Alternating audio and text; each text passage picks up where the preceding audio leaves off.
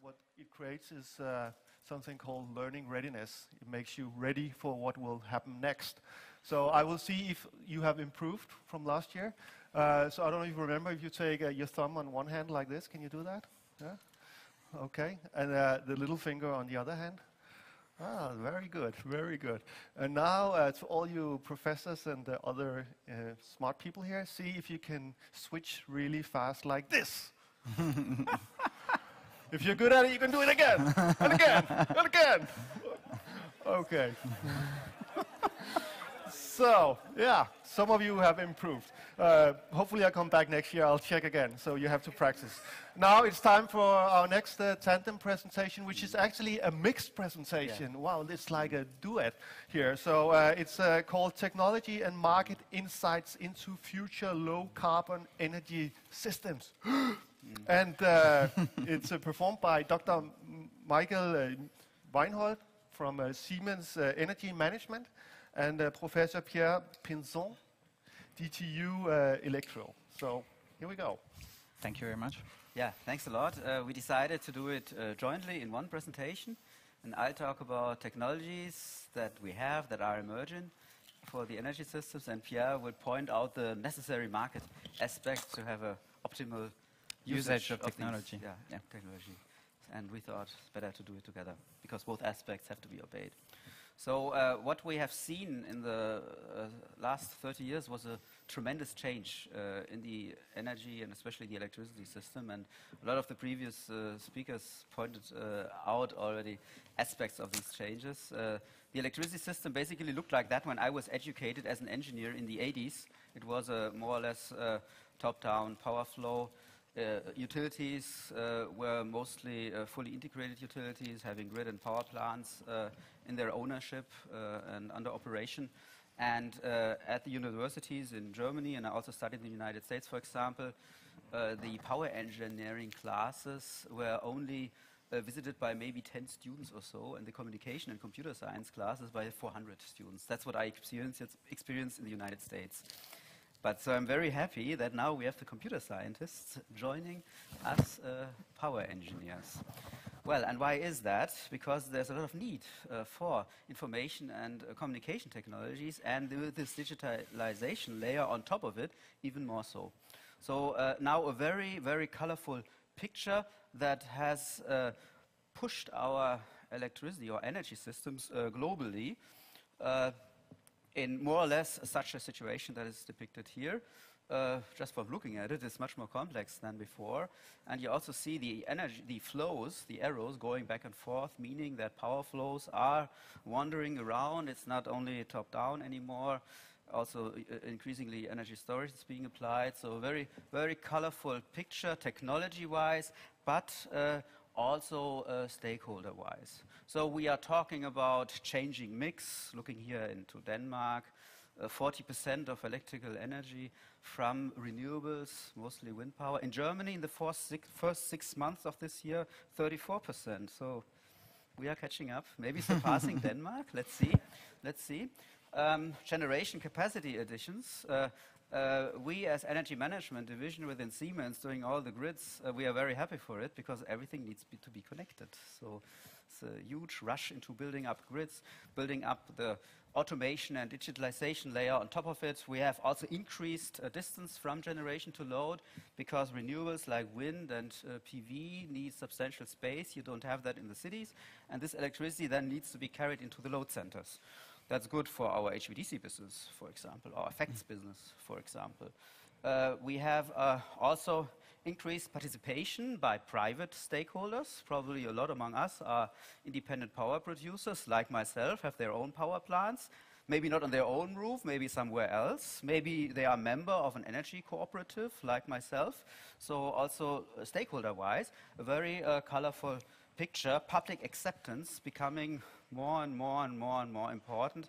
And we engineers from the 80s, we were not trained for it. Not in Germany and not in the United States, maybe in Denmark, but we were not trained in social sciences, which is now really important to, as an engineer, reach out to the public and bring across why it's necessary, for example, to build grids. And of course, we have to make usage of the existing infrastructures, of the existing right-of-ways, for example. We are not only talking about transmission grids and super grids spanning continents. By the way, technology-wise, this is already possible. We can build HVDC systems over thousands of kilometers. We are not only talking about microgrids, we are now also talking about nanogrids, some even pico grids. So these are the grids you find in your homes, being energy systems themselves. It's like with these Russian puppets, the system replicates on a very fine, granular system. The money flow is this way. So what happens here, and is already settled here, of course, has a major influx of what the others do and what is left for the others. And that's why there is a lot of turmoil globally in those areas where this development is already very pronounced. Now, technologies being necessary, and I will hand over to you in a brief moment. You see some pictures. For example, the upper one is the Spain-France interconnector that is just in the final stage of being handed over. 2 gigawatt, we double the connectivity between France and Spain with this interconnector. It's about intelligence, not only in the transmission grid, but also in the distribution grid, to enable the physical integrity of the system, but also to have these, and you will talk about it more, Pierre, about the proper business models being run, reaching out to the end customer, customer engagement, apps, where, for example, utilities can tell the customer how to raise efficiency or pre-warn them if a storm is coming up and there is an issue with the power supply. And of course, as pointed out before, cybersecurity and another topic with the ongoing climate change, resiliency. That's a really, really hot topic. To make sure that the critical infrastructure is still running, even if the surrounding electricity supply system has broken down. Big, big topic in the United States, on the East Coast with all these storms, on the West Coast in California with a 3-year draft now. So a very colorful picture technology-wise, and also important to also understand what will happen, what is happening, what will happen, is this mutually supporting mechanism. It's like a machine between electrification and digitalization. We have increased complexity in the electricity grid. This can only be handled by the digitalization layer. This, vice versa, enables much more complexity. And this machine is running full speed, full speed. And you'll see some of the topics, e-mobility, power to X, power to value, I'll talk about it later, components that are necessary for it, distributed energy systems, campus power systems, for example. That needs automation, digitalization, it needs virtual power plants, it needs microgrid ability, and so on. But it also needs a proper market design, Pierre, and let's hear what you want to tell us. So it's not only about technology, and I think we should insist on that. I'm really admirative of everything Siemens is doing. We have very nice collaboration I was mentioning earlier in EcoGrid and other projects. It's not only about technology only. One reason for that is that I'm really, really bad with technology. Don't give me a screwdriver, I don't know what to do with it. I agree we need computer scientists into the game. We also need mathematicians. That's my background, mathematics, and what I think is very nice in this context and is that we have all these technology providers. You're going to develop all these amazing things for transport, for energy, and so on. And then mathematicians are there to design the proper game for people to play together and society to benefit. Life is a game. Making sure we make optimal use of energy is a game. Optimal transportation management system is a game. So designing this game for everybody to play right and receiving the right amount of money, that's the market. Okay? Typically, when my students are very motivated after I push them towards that, they say, yeah, well, it seems that this market design is not really a first priority, it's all about technology. And it's true, in general, we see that quite a lot around. But it has changed over the last few years, and especially this year, there's been a very good initiative. In the US, it's very special. You think it should come from the federal government, but actually the states are often, and cities, we talked about cities, cities are pushing, and they may be further ahead on their agenda than the government is. In the US, it's typically a state that's going to do that, and here New York State decided we have to do it. We're going to reform the energy vision. And one very nice thing that gives some room for my students to believe what they're doing is for real, is that they say it's together, technology and market. We don't make technology development if we're not sure it's going to be right in the market. We don't make any market development if we don't believe it attracts the right technology. So it's hand in hand, and it is very, very new. I mean, it's 2-3 months ago they decided it was really started, and we should do the same. Somehow we are doing the same. We think it's implicit. Technology and market go together, but if they are not really in line, really synchronized, you might have some people paying the price because the market is not ready for the technology. Okay? So it's happening in the US, but we have to think closer to us. Europe is amazing when it's also creating its own momentum. We have to start with the big picture. First of all, we do things very differently in different European countries, and the first step was to decide we have this energy union.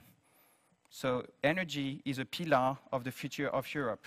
An energy union also means we agree on the market. We agree on how we're going to exchange energy. We agree on how people should be remunerated, and we have standard ways to operate our power system and to couple maybe the energy carriers. This is also happening. It was the hot topic of the year at the EU level. We've heard about energy system integration. We have also this thing that we're just now linking the customers. Typically, customers say, yeah, they're just exchanging energy, and I will get my share. But we have to better link wholesale and retail markets for customers to really feel they're involved into this problem. And this is happening. We need improved investment signals. Typically, people don't feel they're going to invest in new technology that would support the energy system. They will wait for subsidies. They're like, the market is not going to give me anyway the right investment signal. So we need to design the game so that people feel, oh yeah, there's going to be money for me there, and I will invest in the right technology. Then, well, Henrik discussed that for 15 minutes. They propose a holistic view of the energy system, and that's very important to think. If we design the market right for electricity, but we don't think of how this coupled with the market with gas, this is not going to work to have all this nice idea about energy system integration, because the people developing their business models, they will say, well, it's not there. They don't really think of them together. So we have to be very careful with that. Then closer to us in Denmark, there's this very nice initiative, and I think here also, again, we should praise the city attitude. Copenhagen has decided we are invested big, and we're going to try something. And Nordhavn is supposed to be a showroom for the future development of energy system integration, but also new market solutions. Linked to what Michael was saying, is going down to the apps for the customers. You know, customers have to feel they are part of it. So they can just decide what they want and let the manager of the energy system know, and the energy system manager can bring some information to the customer. It's bi-directional. We also want to define new business models to say, well, what I want is not electricity or heat, it's a temperature in my house. So if you say, I want temperature in my house at this level, how much does that cost? But you don't care if it comes from electric heating or heat or anything. So we have to think of this as an example of Copenhagen succeeded to putting technology and market development together and to show that it works really in the context of the city for real. I have an example I want to give you just to prove how important this technology and market development have to work hand in hand. Typically, the power system manager has this very small fluctuation all the time. It's just because demand fluctuates. But generators are very good. These traditional generators, they're just given a signal, they follow it all the time, and they permit to keep the balance, right? But generators make their money on energy mainly. Wind is there now, getting everything. They make less money, so they close down, right? In the future, with more wind, we have more fluctuations, but we have less traditional generators. So we say, well, wind turbines are going to have to provide services. It's just obvious. They are kind of twisting the game, so now they have to fix it. And then who's going to pay also for that is a big question. Let's not go there. Then I go talk to Siemens, or sorry, to Vestas also, and they tell me, obviously the turbines can do it. We provide energy, that's the power curve of a wind turbine. So wind speed is here, available power is here. They say the blue curve is how much power is available. But if we say we want to provide services to the system, we just curtail a little bit and we keep this as a reserve. The difference between the blue curve to the red curve is a reserve you offer to the system for services, right? And you can do it in different ways, okay? Then here is the big question. We can do it technologically. Do you think anyone operating a wind farm will do it through the market as it is today? What do you think? Yes? You can raise your hand. No? You can raise your hand. No one raised their hands anyway? No, that's the right answer. Because of the way the market is designed, you have much stronger penalties on the capacity market, so these reserves for providing system services, than you have on energy, okay? Since you have wind power available, you have to choose which market you go in. You're not going to go into the market where you know you might be very penalized, where you know it's uncertain what you're going to produce and you have to promise something. So our collaborators say, well, they can do it technologically, but if you make a study in the real market, they're not going to provide any service. So Siemens, Vestas, and so on invest a lot of energy, a lot of money to make this happen. But in the market as today, it's not going to work. So please think of that. And I leave the word again to Michael. Yeah, but it will come, yeah, it will come. It will come. There are already countries where, for example, if you run a PV power plant beyond 100 kilowatt, you are obliged to run it with, let's say, 5% margin, so that you actually can provide is the typical frequency range. support. Yeah. So there will also be the requirement on small-scale power generation to provide additional ancillary services like voltage support and so on. This will all happen, and in principle, these power plants are capable of it. They will also, in the future, many of them will be equipped with energy storage. We'll talk about that later, which will allow them to provide, for example, ramping up, better ramping down of power output. There are already countries like parts of France, also in Latin America, where this is required because the system is so weak and cannot just support a wind or PV plant kicking in and kicking out. Now, in order to grasp better, to get a better feeling of what's going on and what will be going on towards 2030, we within Siemens looked very thoroughly together with our global team, with our global external network into the future towards 2030. And what I will now briefly describe to you is the result of that study. And we looked into not only technology, but also markets. As you pointed out, this is like a feedback loop going on. And I always tell our engineers, if you do an innovation, you have to have an idea how we earn money with it. And if it doesn't fit to a market design or will not fit to a market design, that will happen, we will not earn money. Of course, we also have to hedge risk. This is also sometimes you have to launch a technology, you have to go into a technology area because you have that gut feeling that this will be relevant. And a company with such a wide portfolio as Siemens has to hedge risks. And therefore, we also love to work together with universities because this is also where we get that at first sight crazy ideas, but which will then turn into major successes. Maybe only 1 out of 10, but that's enough. So in that project, what we did was we looked into how much electrical energy will be self-generated and consumed on the premises of the customers, of the different customer segments in the future, which will be left, that has to be supplied through the public grid, and by what type of power plants will that be supplied. It's very important for grid people to know what power plant types you have, what load pattern you have, because we only have grids because there is a difference between generation and load. If they would be at the same place, no need for grids. But there is that difference, fortunately. So we looked into the different countries. We clustered them, and so globally we clustered them in so-called archetypes.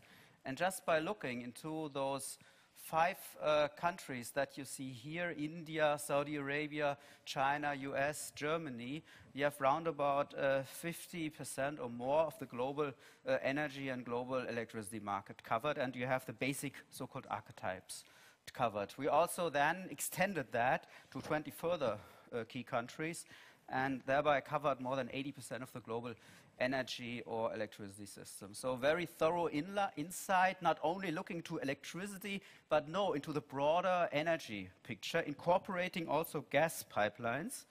Very interesting synergy that we're seeing emerging here between the molecules and the electrons.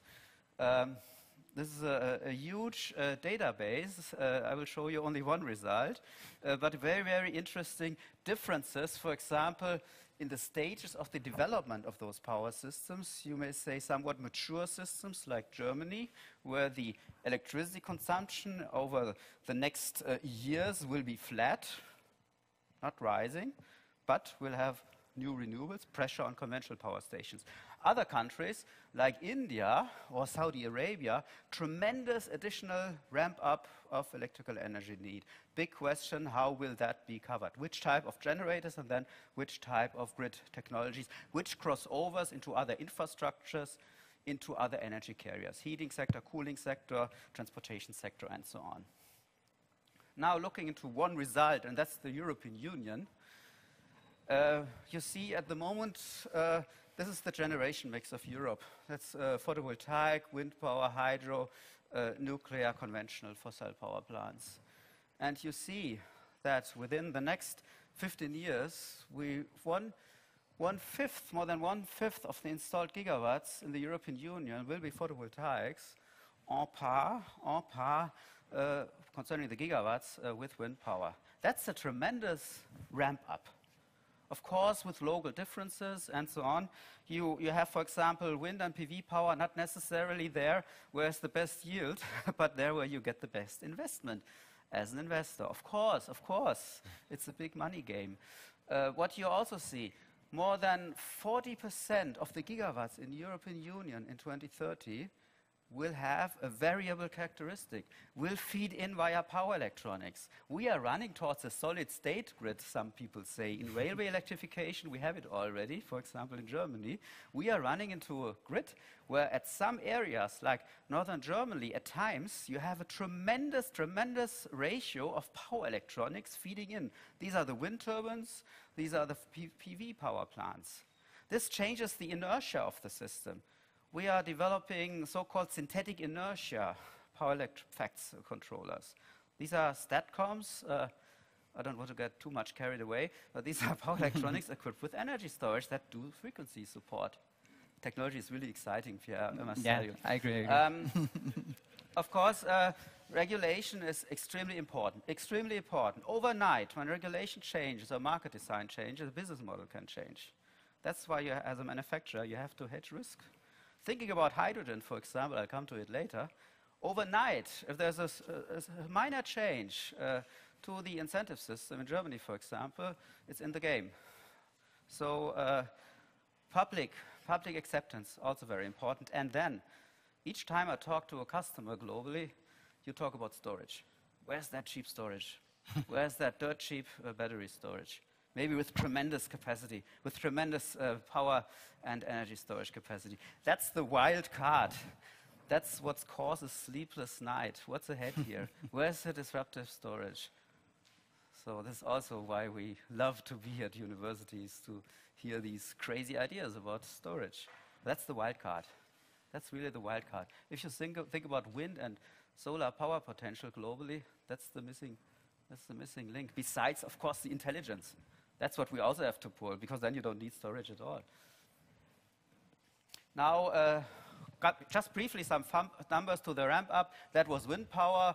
We are around about at close to 400 gigawatt globally, and that's the ramp up of photovoltaics. That came overnight, and I can tell you it's not over. It's just starting.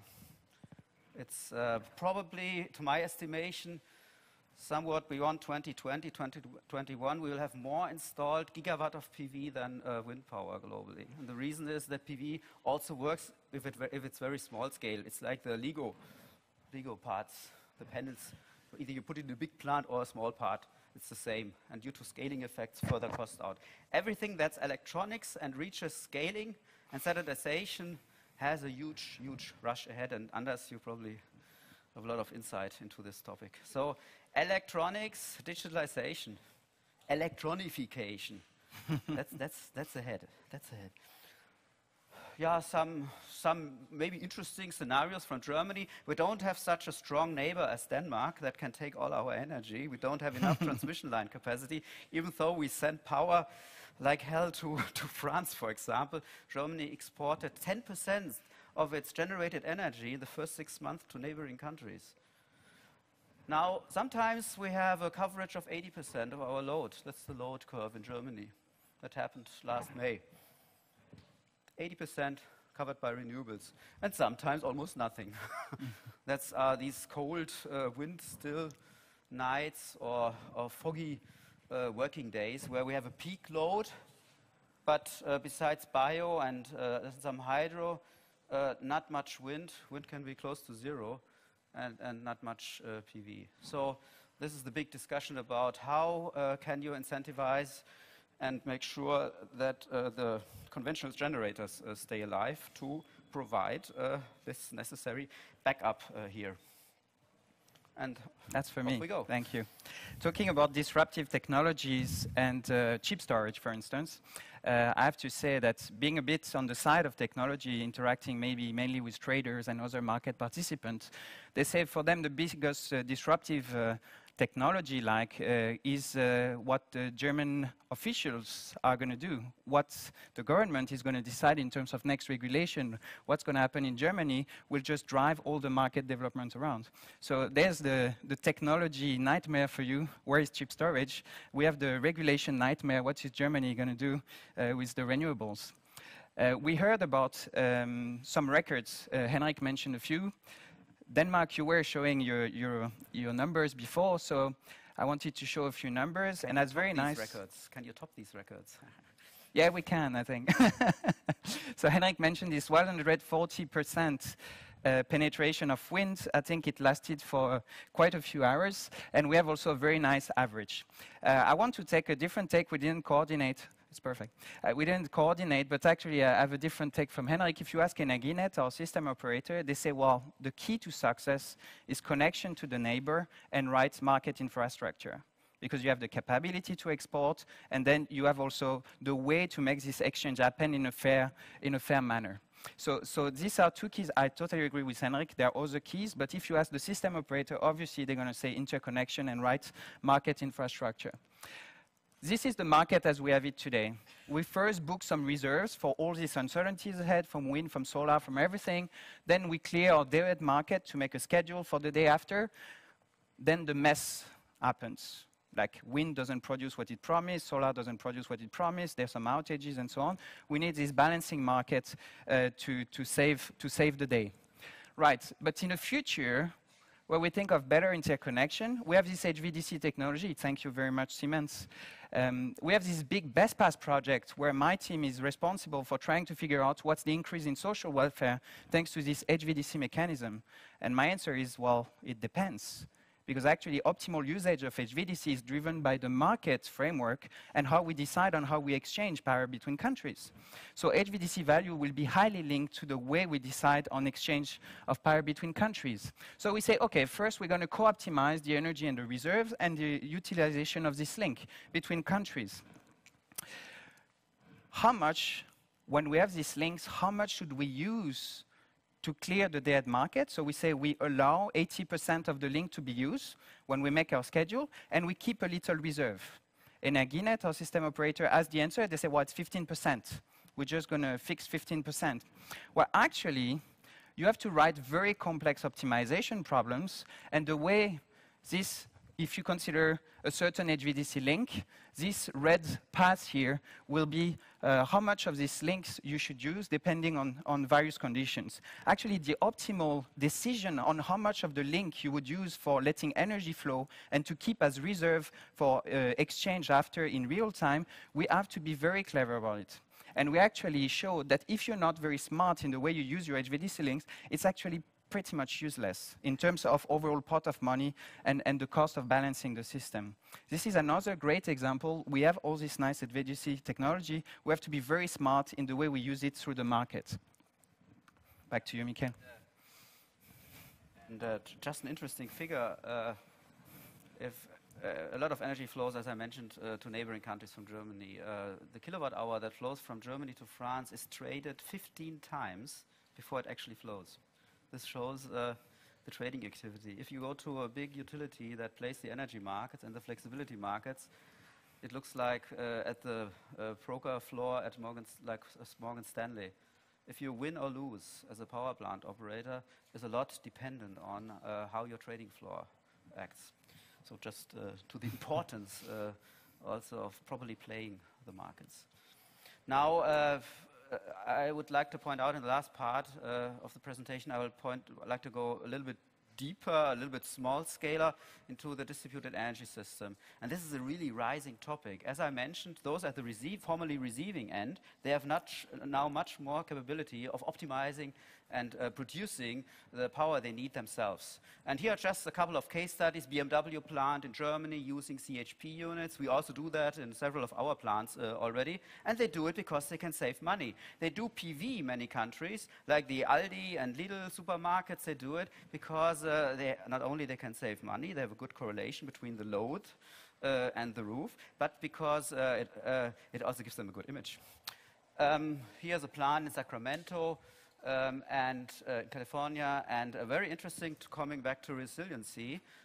This part of the Bronx survived during the big Sandy storm because it had microcredibility. When we talk about storage, we have to think wide. We don't only have to think about electricity in, electricity out, but we have to think, as was mentioned many times before, about crossing over to the heating, cooling sector, also increasingly important cooling sector with climate change and higher temperatures.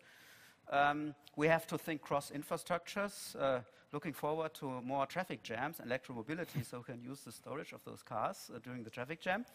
And also crossing over not only into the hydrogen molecules, but also into molecules that are of value to chemical companies. And we can do very exciting things already. And just a few examples and pictures. This is a battery storage that we have on the market, several installations already, also used for black starting, for example. So what you use it for depends on the customer needs, whether it's a utility or an industrial customer, like a steel power plant, steel mill here on the lower part. We also are invested in startups, for example. Not only do we have a startup in Germany called Katava that installs batteries in homes, and they balance out PV and provide ancillary services. We are also invested in a startup, and this picture I took in Sacramento, that does the same thing with smaller units globally, and they can monitor them from one location. Actually, we went to one of those townhouses, and via the TV set of the homeowner, we could see all the systems operating. And they not only buffer the PV panels on the roof, but they also provide ancillary services to the utility as needed. They are all online.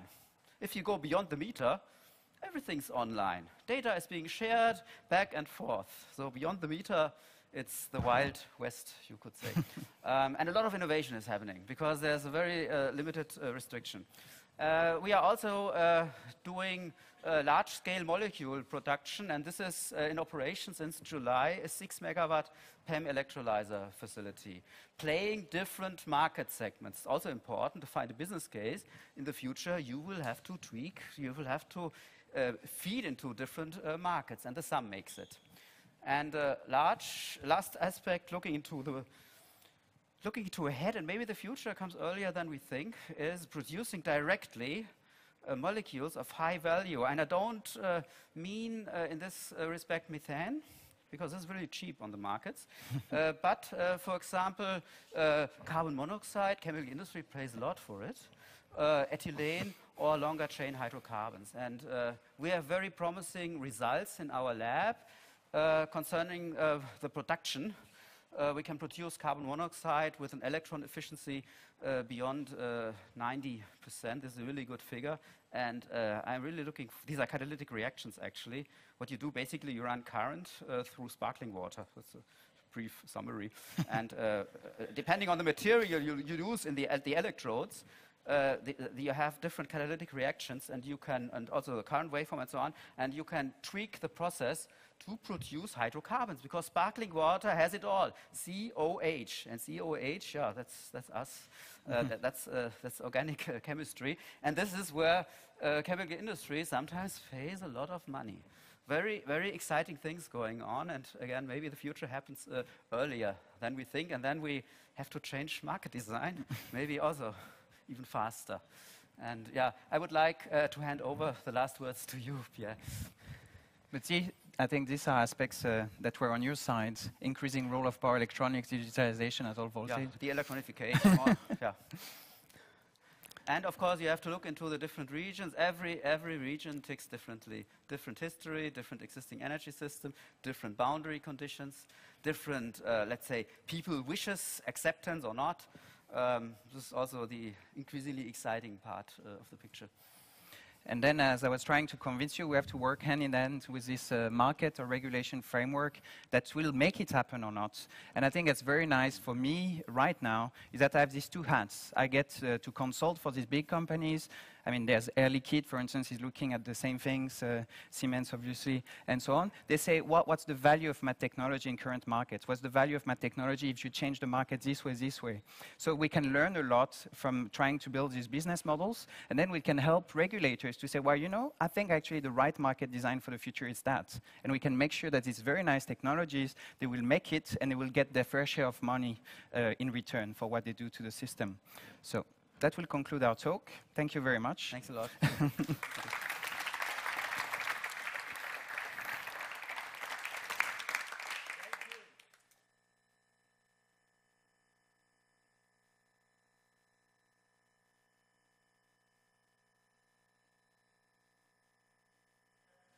is actually the Usain Bolt of wind energy, so that's really great. Thank you. I'll give you now 5 minutes to reflect at the table. Write down again on this great presentation, what we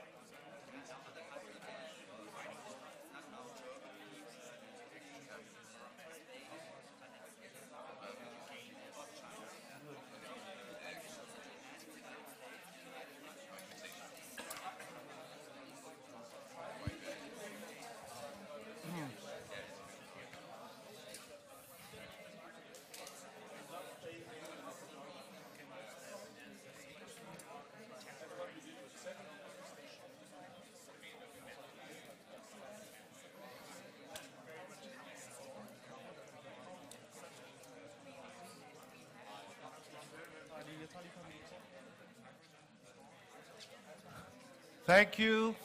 Thank you.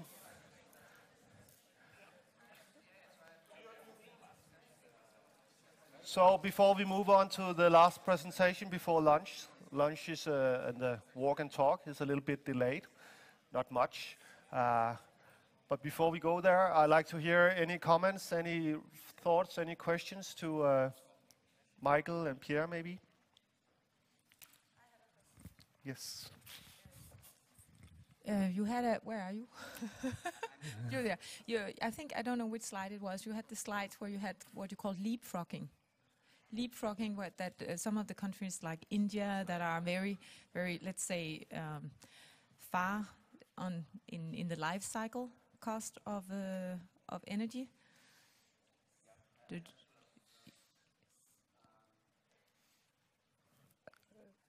I'm not. Yeah. Again, yep, there it is. Okay, if you ask your question, my then I can my give the mic question to is Michael. that, for instance, within telecommunications, where I used to work many years ago, we saw that the new, not so developed countries, they leaped over from fixed network to mobile directly, and I see that there would be ideas of, let's say, next wave electrifiers to do something new rather than go through this cycle. How do you see that we can assure they do that so that we do not invest a lot of money to tweak our systems rather than invest the same money to make sure that we optimize the global energy setup? Now, innovation is a global topic, and if you go to countries like, let's take India, they are very well aware what's going on globally. They do know what's going on in Denmark. Probably you have a lot of Indian scientists here that also teach and communicate with their people in their country. So they will take the best, and they will for sure not go through the same learning curve as we do, but they will take top technologies. And you see it if you look at the Indian program, for example, from Premier Modi, a very bold program pushing renewables, more than 100 billion investment over maybe the next seven years or so, very aggressive renewable targets. And this is not just a visionary thing. This is actually, you see it happening. You see the investment being done. So also in African countries, this is a huge potential concerning the renewables. And another question you may ask is, will they do microgrids first, and will they then build integrated grids, or will they stay at a microgrid stage because they say, well, it's good enough? My feeling is they will, of course, build these small-scale grids, but we analyze this also very thoroughly. They will then hook up to transmission grids over time. But they will take top technologies because they're fully aware of it. And we as Siemens, we are embedded in these countries. We have more than 5,000 colleagues in India, which, for example, are also trained for these top technologies. Yeah? It's one global community pushing forward.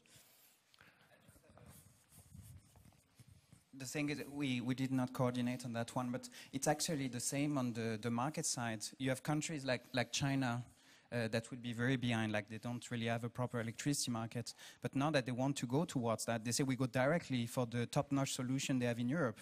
And they directly want to have a market that includes this demand response that Henrik mentioned. They say we go directly for that. South Africa has the same kind of story. They say, oh, we want to have lots of renewables. Let's directly build a market that would handle renewables in the proper way. So I think, again, here it would be both at the same time, like technology and market design. Also one remark, this is also somewhat a simplification here, of course, because you could argue that Germany is not the green pioneer with all the lignite we are burning. Now, you could argue that the United States is a very colorful country. For example, you look at the West Coast or other parts of the United States, very aggressively pushing forward towards low-carbon technologies. Of course, you have also parts of the United States that have a pretty, and stick to pretty, let's say, coal-based or fossil generation mix. So the United States itself is very colorful. And somebody before said in the United States you have to go state by state because they are state-run programs. So this is, of course, somewhat a simplification, but it gives the main idea. Okay, thank you. I don't think we have time for more questions now. Obviously, you have a lot of ideas and thoughts on this, so there will soon be a break where you can go to Michael and Pierre and ask them if you have more things to add here. So now it's time for the final presentation, and it's from Kasper Terkelsen, who comes from Siemens Corporate Technology, and this presentation is called From Zero to 250 kilowatt alkaline electrolysis in 3 years. Innovation with relation-based collaboration. Wow. Okay, so yes, sorry for the long title, and I'm sorry that I'm on so late, and we are all sitting here and very hungry. I'm try to do it a bit fast. I'm going to talk about some more specific projects we've been running between Siemens Corporate Technology and DTU, and they are related to alkaline electrolysis. So first of all, I'll just introduce who we are here in corporate technology in Denmark. We are a very small piece of the Siemens puzzle. We are 8 people, so that's not much in a Siemens context. We are pretty new as well. We started operations, you can't see me pointing, but in the end of 2010. And we are located here at DTU. There's a service called CKI DTU where you can rent office facilities and lab spaces, and we're doing that. We're quite happy about that because they are good at accommodating our changing needs as well.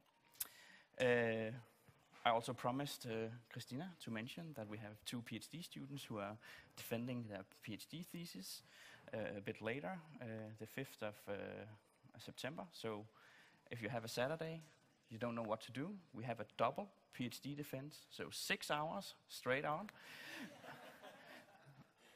So that's the 5th of September, if anybody would like to participate in that. So we're basically a group. So we are also one of these research technology center. We are part of materials and coatings. So Norbert is my boss's boss. And we are basically focusing on coatings, materials. We provide R&D support for business units in Denmark, and our key customer is, of course, Siemens Wind Power, because they are the largest manufacturer in the area. Yes, we're currently doing a lot of different things, but mainly related to coatings and also catalysis. So let's just give you a bit of motivation. Some of this has been mentioned before. There are some records in Denmark with high electricity demand. But the most interesting part is, of course, these political goals set up by the government, or at least the previous government. We'll see how long they last with this government. But there's a goal in 2020 to have 50% of traditional electricity made by wind power. In 2035, all electricity and heat is supposed to come from renewable sources. And in 2050, all energy consumption, including transportation. And here, transportation is a bit of a challenge, and that's why we have the politicians have given us some extra time to solve that solution. There are many maps like this one showing a possible future energy grid of Denmark. I just took one out, and I'm not sure it's going to look like this in the end. But what I can say is all incorporates biomass to some extent, all incorporate electrolysis to some extent, and some upgrade to methane, as mentioned before, also upgrades to perhaps methanol or other synthetic fuels or other valuable chemicals, because there's no doubt that when you put in that much renewable energy, and especially in form of wind, we have periods where there's a huge overcapacity, and we need something to convert the energy somehow. So it's not a new problem. In Denmark, there was a pioneer called Power Electronics who did this. He basically took an old windmill and plugged in a generator to it, and then he realized, well, he can't use all that power during the day when the wind is there, and he put up some electrolysis in the basement of the windmill, and he generated hydrogen. Unfortunately, he had no really way of converting hydrogen back to electricity again, but he used it for other purposes, such as gas lamps. It's a very explosive gas mixture to burn, but did it anyway, and also for welding purposes. So I'm just going to talk about 2 specific projects we have been running. So first of all, there's a very nice landscape for publicly funded projects in Denmark. They're very keen on having industrial partners on the projects, and they are very keen on having industrial partners leading the projects, and we have a very good success rate for applications. So we were a bit ambitious, maybe. We were running 2 projects in parallel, one focusing mainly on developing new electrodes, materials for these electrolyzers, and another one for building a demonstrator at the same time. And this is, of course, sometimes a tricky interaction when you're building a demonstrator at the same time, but you don't really know what you're putting in it. But we somehow managed. So first, I'm just going to tell a little bit about electrolysis. I'm actually going to show it to you because it's a very neat example. You just take some water, and it's just like Michael said. It's very simple. You have some water. You put in some electric energy somehow. And how we do it here is, of course, we just take some 2 metal plates. They will act as electrodes, plugging it in. And so I'm just going to show you this on the computer so you can see it a bit better. So here you see the 2 electrodes. And when I turn on the power, you will see gas evolving on the electrodes. So hydrogen on one side. I'll move the camera, sorry. And you can also see the power supply, which is also good, because when I turn that on, you can see you have a very high voltage and a current that's not that high. Here you have 0.3. And if you look carefully, you might be able to see there's some small bubbles forming in the top. So that means that here on the anode side, we are evolving oxygen. On the cathode side, we are evolving hydrogen. So one of the key, this is of course very simple. It's existed for many years, this technology. And there are different ways of optimizing that. First of all, our water is not a very good conductor. So we're going to add some salt. It's not just table salt, but in this case it's potassium hydroxide, which is going to increase the conductivity. So please keep an eye on these 42 volts over here and see if I just add a little bit, you'll see that it'll start dropping. Oh, first of all, the current goes up. I limited it. And now you see the effect of a little salt. And it's quite drastic. And it's not even dissolved yet. Of course, another thing you can do is, since water, or the electrolyte water here, is not a very good conductor, you can move your electrodes closer. And that will also limit or reduce your voltage or your energy consumption for this process. You can also, of course, mixing hydrogen and oxygen is not a very good combination. So we would like to separate those two in order to avoid anything exploding. For this, you can use a diaphragm. It's basically a porous membrane which allows ions to go through, but the gas cannot go through it. And you can, if you watch the voltage, it's now around 11 volts. And if you put these electrodes closer, you can see it drops quite rapidly. And this is basically what electrolysis is all about. It's improving your electrodes, improving your electrolyte, the conductivity of it, and then having the best possible setup for your system. And if I just continue, I'm not going to go into details with all the half-cell reactions, but it's basically the same as you told with sparkling water. This is just producing hydrogen. We have no sparkles in it. There are different types of electrolysis technologies. They're basically using all the same. The fundamental process is more or less the same. You generate hydrogen from water. And we looked specifically on the alkaline version. I would say that none of the technologies have a clear advantage over the other. What determines the technological winner in the long run is going to be the market, because the price for hydrogen is, well, if you have a customer who wants cheap hydrogen, you'll of course pick the technology who gives him the cheapest hydrogen. Specifically for alkaline electrolysis, there's some advantages and of course also disadvantages. The advantage is there's no need for noble metals, which is of course very good because they tend to be quite expensive.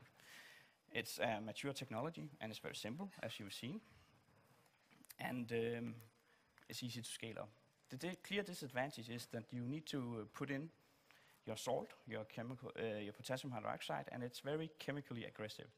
It sets some some limits to the materials you can use for your system because of the corrosion properties. Okay, so what we did is we looked a bit on how can we do this. We looked at the existing products at the market and saw that typically when you install these alkaline electrolyzers, a big part of the investment is installation costs. And this is really a huge problem because, well, if you can minimize this, you gain a lot. And we came up with a modular concept where we basically have an electrolysis system like this. So here you see different electrolyzer modules. This is zoomed in here. So this down here is an electrolyzer stack. You have a lot of these electrodes placed very closely together, separated, of course, only by a diaphragm. Then you have the rest of the system. Up here you have some big tanks where you separate your gas from your electrolyte, and then, of course, some gas processing components. Now, we also saw that we need some water. There's a water treatment system. Of course, we need some power. We need some DC power, so there's also a DC power supply. And, of course, there's some control systems and a service module because nobody really wants to touch this potassium hydroxide. Unless, of course, you want to clean your drains, as you sometimes do at home. Good. So I'm just going to talk about two things we are particularly proud of having developed. We developed a new kind of diaphragm here for separating the two the gases. And, well, it's a composite diaphragm. It basically consists of what you can see here as a polymer. And then you have some small inorganic particles, which kind of increases the conductivity through it.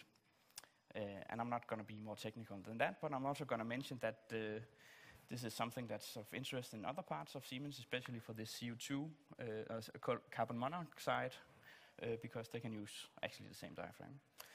And it's very cheap. All we did was very cheap, because we knew that if we have to compete, we have to make it cheap and reliable. Another thing we are particularly proud of is electrodes. It's actually not that hard to make efficient alkaline electrodes. If you look to scientific literature, there's a lot of record-breaking articles. The key challenge is, of course, to make them last more than the 30 minutes they are measured upon in the articles. And if you sometimes are lucky to get access to some additional information from these articles, you can see that maybe the second time they run or the third time they run, they have degraded completely or almost completely. So what we looked at was how we get things to stick a little better together. So we developed a new adhesion layer. And of course, the key, or one of the traditional alkaline electrolyzers is called Raney nickel, which is basically a very porous nickel structure. We also developed a new type of catalysts which have shown very promising results. And if you want to listen to more about this, this is the 5th of September for the 2 PhD defenses. Only 6 hours of your time. You won't regret it. Okay, of course this took some time. We didn't just build a plant. We took different steps, scaling it up. We also had to set up an entire production line, and this is how it looks now. The stack's not completely full length yet, but it's mainly because we're having some delays regarding putting power into the building, so we can test it at these 250 kilowatts. So now we are operating at a bit lower. Okay, so the performance of this, here you can see different performance curves at varying temperatures. Of course, it increases at higher temperature because of the catalytic effect increases. And you can also see that the efficiency curve is a bit particular. It's worth noting that usually we run our system around here, 400 milliamps per square centimeter. But it's possible to ramp it up a lot, making it a very highly dynamic system which can take loads quite fast and can change it pretty quickly. And what we are particularly proud of is this is our project cost at the moment, based on the prototype we built, and it's very competitive, we think. compared to other systems, both alkaline and PEM. Okay, I was also asked to say why we have been happy collaborating with DTU. First of all, we've of course used some of the key services here at DTU. We are very happy about CEN, the Center of Nanoscopy. It's a very hard word to say. We've also been using the DTU imaging portal. You can actually see this is some of the frames keeping all these electrodes in place. We had a CT scan made of it, maybe a bit overkill, but we did it anyway because it was fun. And now we just break them up and see if there's any bubbles in it. So here we can see that this is the polymer material, and inside, during the manufacturing process, we see that there's bubbles forming, and it's basically because they are not casted in the proper way. So we use this to for optimizing the casting method. Yeah, this is good. We've also been very happy to be located at DTU, because then we have easy access to all the resources here, both equipment and personnel. We have had shared offices with some people from DTU employed at DTU. And this is, of course, us. And something we've been really happy about is, of course, this product photos. The collaborators we had has been capable of understanding what we want with a product. It's not just been for them, developing a new technology or playing around in their labs. They really had a good understanding of what is needed to be competitive. Well, I was also asked to tell something about what's not so good. And I would say, of course, when we did this legal collaboration agreements, this took a lot of time. It took a very long time. But I must say that this is, of course, not just a DTU problem. We have some of the same issues with the legal department here in Siemens. Another thing I think could be very interesting is that when we enter projects like this, we are only kind of collaborating with partners from the institutes we are collaborating directly with. But sometimes it would be beneficial to have a service from another institute. And having a model which kind of opens up for this would be of great usage. And I think that's it. I hope I didn't speak too fast, but I was told I didn't have any time because we are all hungry. Okay, any questions?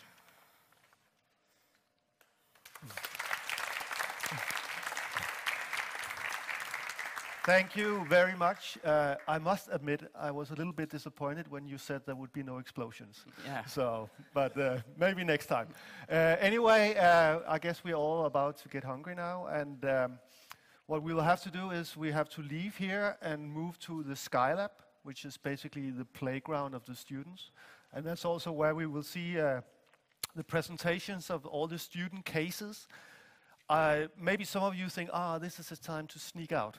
I will really recommend that you stay, because it's really great students. They're very talented. They got great ideas, and you should really see that.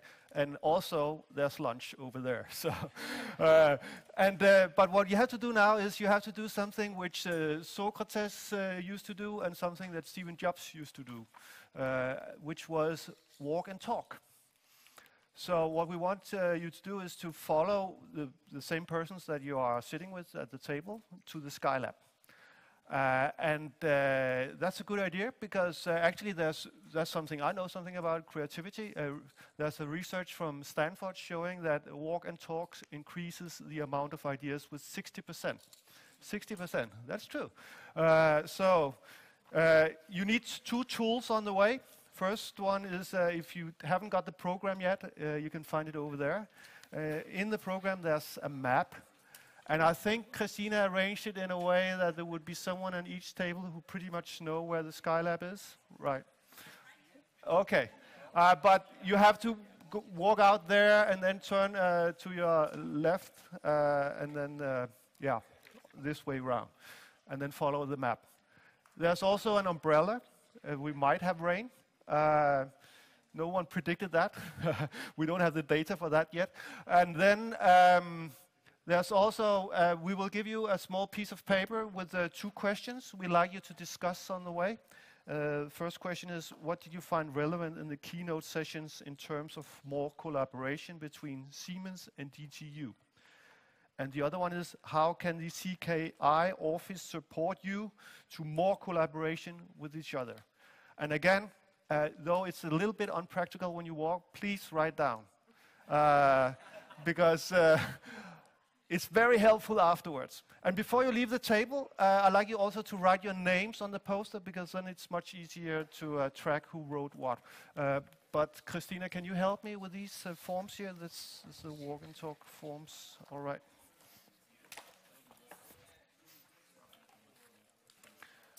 Like this.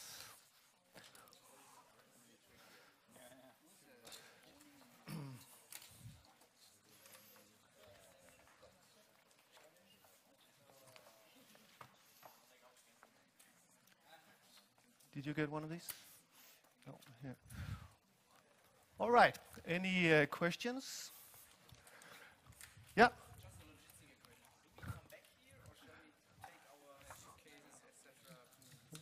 That's a good question. Christina, will they be coming back here, or can they leave their stuff?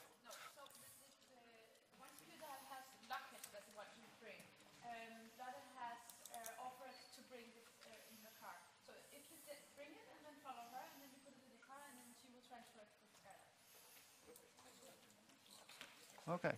So enjoy. Don't get lost. Use Google Maps or something if you're completely lost. Or scream help. Always works.